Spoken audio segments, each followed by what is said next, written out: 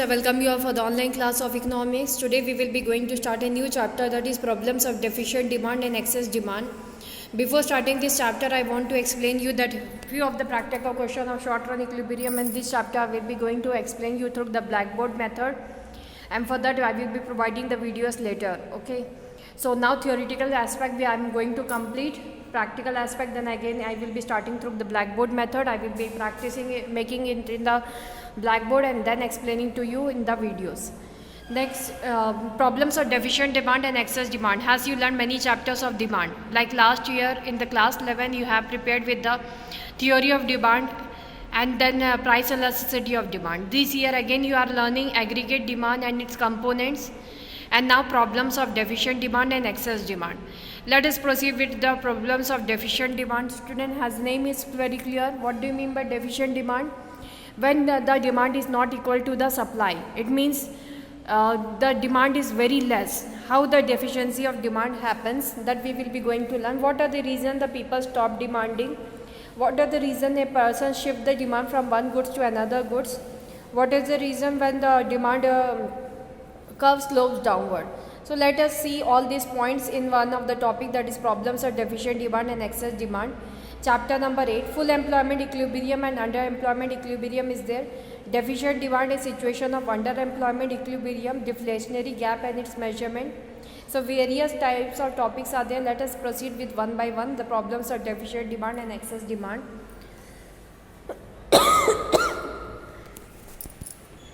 Sorry. Full employment. What do you mean by full employment? It means giving job to all the people. No, that is not full employment. That you can take it as full employment meaning, but like for example, in an organization there is a capacity of 200 people to work. How much is the capacity? 200 people to work in an organization, but only 100 people are employed and the work is done by the 100 only. It means the organization is not making fuller utilization of 200% capacity of employment. So that will be considered as unemployment. Okay. Which type of unemployment? Full capacity of the organization for which it has been established and it can do the work, it is not done. That is known as unemployment. So full employment means equilibrium is struck when aggregate supply equals to aggregate demand.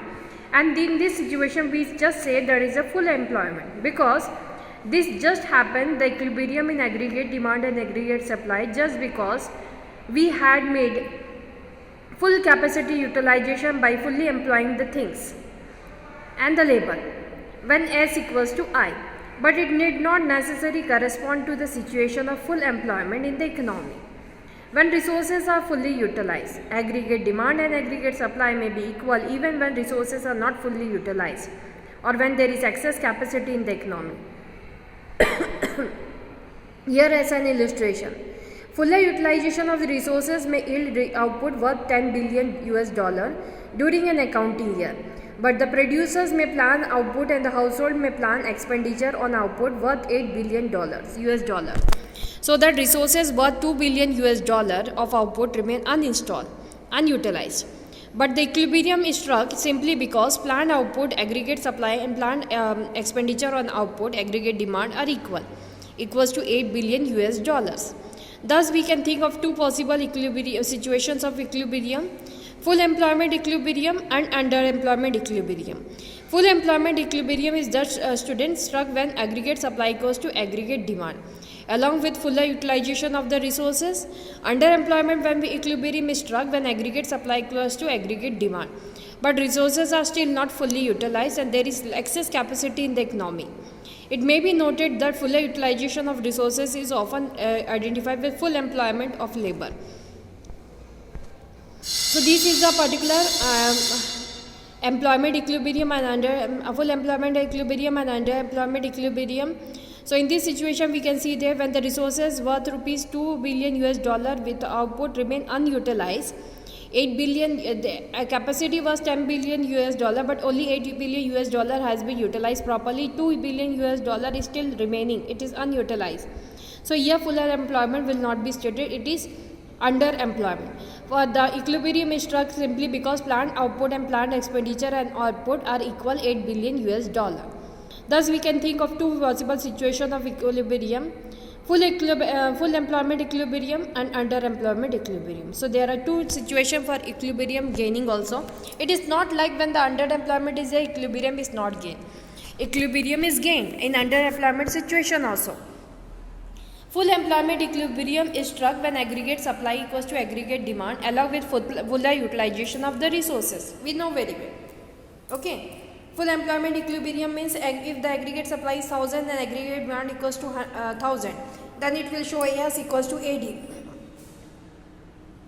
We think that we had made fuller utilization of the resources, but if the capacity of the organization is more than 1000, it is 1200 units, then still 200 we have not produced because aggregate demand is not there. In that situation, we just want to make AS equals to AD, and thus we not utilize the AS into 1200. Okay, so that will be known as underemployment situation. So there is a two situation. One is full employment equilibrium and one is underemployment equilibrium. We will just go with both the situation.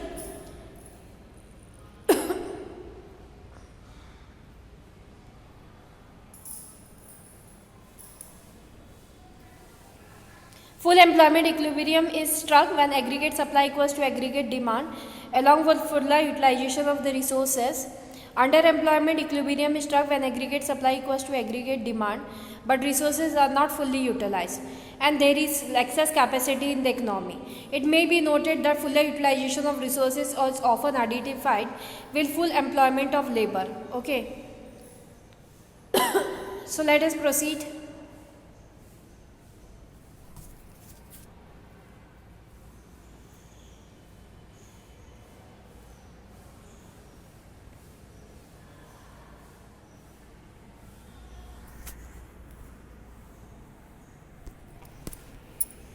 And there is excess capacity in the economy. It may be noted that fuller utilization of resources is often identified with full employment of labor. Full employment equilibrium and underemployment equilibrium. These are two different situations. Full employment equilibrium refers to the situation in the economy when aggregate supply equals to aggregate demand or S equals to I, along with fuller utilization of resources, so that there is no excess capacity or unemployment in the economy. Underemployment equilibrium is that refers to that situation in the economy when aggregate supply equals to aggregate demand or S equals to I, but without fuller utilization of resources. Okay. Accordingly, there is unutilized capacity or excess capacity in the economy even in the state of equilibrium. All those who are willing to work and able to work at the existing wage rate are not getting work. This is a situation of underemployment equilibrium where the people are not able to fully utilize the resources what it is available. If the fuller utilization will be there, definitely it will be considered as full employment equilibrium. But when there are some resources unutilized, unexcess capacity is there, definitely it is known as underemployment equilibrium. So may I think now economics term, it is very different situation. You can see the meaning. Full employment equilibrium, it refers to that situation in the economy when aggregate supply equals to aggregate demand or S equals to I, along with fuller utilization of resources, so that there is no excess capacity or unemployment in the economy. Whereas underemployment equilibrium refers to that situation in the economy when aggregate supply equals to aggregate demand or S equals to I, but without a fuller utilization of resources. Accordingly, there is unutilized capacity or excess capacity in the economy even in a state of equilibrium. All those who is willing to work and able to work at the existing wage rate are not getting the work. That is known as underemployment. Full employment and involuntary unemployment. There are two different things. Full employment is different from involuntary unemployment. Let us see how. First, we will be going to learn full employment. Here it is important to understand the concept of full employment and involuntary unemployment. Full employment, when we talk, student, it refers to a situation when all those who are able to work and are willing to work, means who can work and are willingly want to work, get the job, they are working. It is known as full employment. It is a situation of corresponding to a given wage rate, demand for labor force equals to supply of labor force. When demand for labor force equals to supply for labor force and the labor market is cleared, it is a state of equilibrium. Full employment occurs when SL equals to DL corresponding to a given wage rate, so that labor market is cleared in a state of equilibrium. However, full employment does not mean that there is no unemployment in the economy. Some people may voluntarily choose to remain unemployed. They may not be willingly to work at all or not willing to work at the existing wage rate. This is a situation of involuntary unemployment. So there is a, however, full employment, what happens, does not mean there is no unemployment in the economy. There is still unemployment when full employment is done. Like one organization is doing full employment, it doesn't mean all the organization in our country doing full employment. Maximum organization will be remaining where aggregate supply of demand of the labor will not be equal to aggregate supply of the labor force. So there will be disequilibrium. So full employment can occur when demand of labor force match with the supply of labor force. Voluntary unemployment is that situation, student, when some people are not willing to work. They can work, but they are not willing to work at all, or are not willing to work at the existing wage rate. That is known as voluntary unemployment. Means by themselves they are declaring that they don't want to work at such a particular wage rate. That is known as voluntary unemployment. Involuntary unemployment refers to the situation when some people are not getting work even when they are willing to work at the existing wage rate. It is a situation when aggregate demand is not enough to induce full utilization of resource existing production capacity. Accordingly, plant output is lower than the plant potential output. Full employment output, there is excess capacity in the economy and some people are forced remain unemployed. People fail to get enough jobs owing to the low levels of plant output caused by low level of demand. So that is involuntary unemployment. So in involuntary unemployment, what it is, student? It is a situation when some people are not getting the work even when they are willing to work at the existing wage rate. That is involuntary. It is totally opposite of voluntary. Voluntary is that type of unemployment in a situation when people can work but they are not willing to work because they don't find that wage to be matched with their work, because maybe the reason is that is known as voluntary unemployment. Involuntary unemployment, when people willingly want to work but they are not getting the job to do. So involuntary unemployment occurs when some people are not getting the work even when they are willing to work at the existing wage rate. The economy fails to create enough jobs because plant output is lower than the potential output. Full employment output owing to lack of aggregate demand. There is excess capacity in the economy and thereby involuntary unemployment. Problems of unemployment refers to the problems of involuntary unemployment. The problems of voluntary unemployment are as follows. Situation of full employment does not mean a situation of zero unemployment. Students of economics must carefully note that in the economy 3, a situation of employment never implies a situation of zero employment, involuntary unemployment. There always exists some degree of unemployment called natural unemployment. It occurs owing to the fact that there are constant changes in the supply and demand parameters in the market. Like for example, nowadays highly computerized technology world is there, where all the people who want to get the job, at least they must know the basic knowledge of computer. So now those who don't know about the word computer even, they cannot get the job in the market. So there we can see there is a different thing, demand and supply of the market force. So demand, according to fulfill the demand, the supply must be made such a way that it can fulfill the demand. So that makes zero unemployment. So students of economy must carefully know that in the economy a situation of employment never implies a situation of full employment never shows a situation of zero involuntary unemployment, because there always exists some degree of unemployment called natural unemployment. Like farmers, they are having the job but some of the season they are not having any work.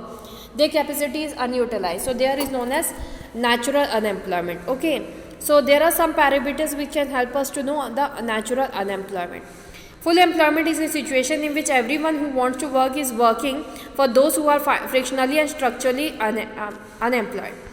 Full employment does not mean a situation of zero unemployment owing to constantly change in the supply demand parameters in the economy and the fact that adjustment to these changes takes time. It always exists some frictional and structural unemployment. The minimum rate of unemployment that always exists in the economy is called natural rate of unemployment, and it always remains in the economy. It cannot be made zero, because this natural rate of unemployment exists just because of some of the reasons that we cannot make the people all together full employed. So there is a reason where there can be in the economy, there can be natural rate of unemployment. What is natural rate of unemployment? Once again, it refers to the rate of unemployment which always exists in the economy even when labor market is in a state of equilibrium. It occurs largely due to time required in shifting from one job to the other and time required in adjusting to changes in technology. Define frictional unemployment and structural unemployment. Frictional unemployment, in the words of Gardner, frictional employment is the employment associated with the changing of jobs in the dynamic economy. It arises due to immobility of labor, shortage of raw materials, lack of information regarding opportunities of employment, shortage of power, wear and tear of machines, tendency of the workers to move from one job to the other and search of remunerative job, etc. Structural unemployment, students, when we see, in the words of Gardner only, he says the employment that results from the long-term decline of certain industries. It is associated with the structural changes in the economy. It arises when other factors of production like capital, land, etc. are in shortage, when laborers are trained in old and decaying industries and are ill-equipped for new emerging industries, and when there is change in the productive technique. So this was for today's class, student. So many types of important words we have learned.